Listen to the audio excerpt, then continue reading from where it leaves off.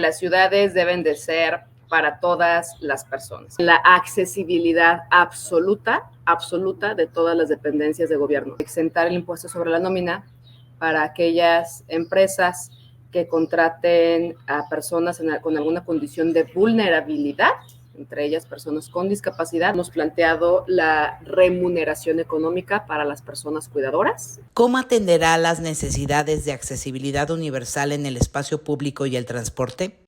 Planteado crear una secretaría del Estado de Planeación y Ordenamiento Territorial que coadyuve con los municipios en sus planes parciales, en normas técnicas de accesibilidad. El presupuesto público para mí es, además de que es sagrado, lo vamos a destinar para poder vivir en entornos mucho más accesibles. Las ciudades deben de ser para todas las personas, para que se recupere el fondo de la accesibilidad en el transporte público. Mientras el transporte público siga siendo un botín y un negocio de unos cuantos, las cosas no van a mejorar. ¿Cómo garantizará el derecho a la información de las personas con discapacidad?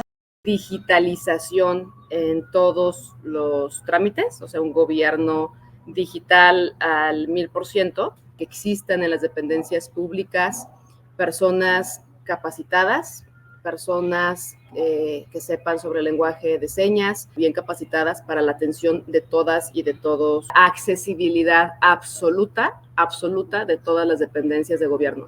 Todos los portales que sean accesibles.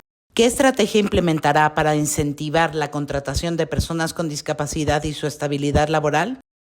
Exentar el impuesto sobre la nómina para aquellas empresas que contraten a personas con alguna condición de vulnerabilidad, entre ellas personas con discapacidad, con una durabilidad por lo menos de 6 meses en su puesto laboral. Del articulado constitucional se debe de garantizar la igualdad salarial para todas las personas.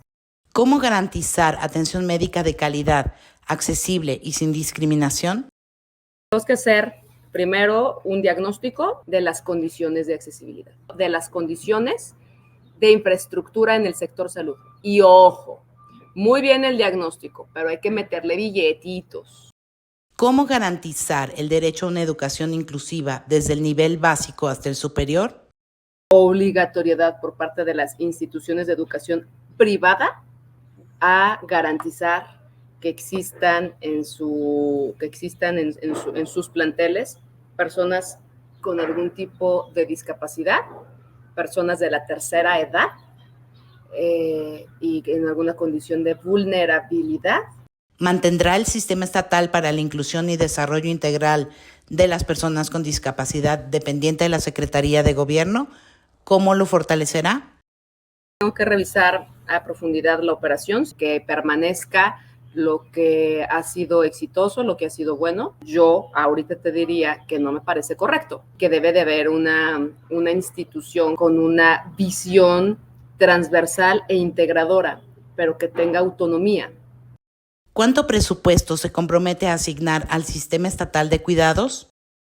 Que existe un presupuesto que sea bien aplicado y que esté bien enfocado. Tenemos que, insisto, tener una visión integral, una visión transversal y el tema de los recursos, debemos de hacer un diagnóstico de lo que hoy existe y de cuáles son las necesidades a atender. ¿Será el justo y el suficiente? ¿Qué hacer para mejorar la calidad de vida de las personas cuidadoras? En entender que las personas cuidadoras realizan un trabajo. Hemos planteado la remuneración económica para las personas cuidadoras, que por lo menos deba de existir un salario mínimo para las personas cuidadoras.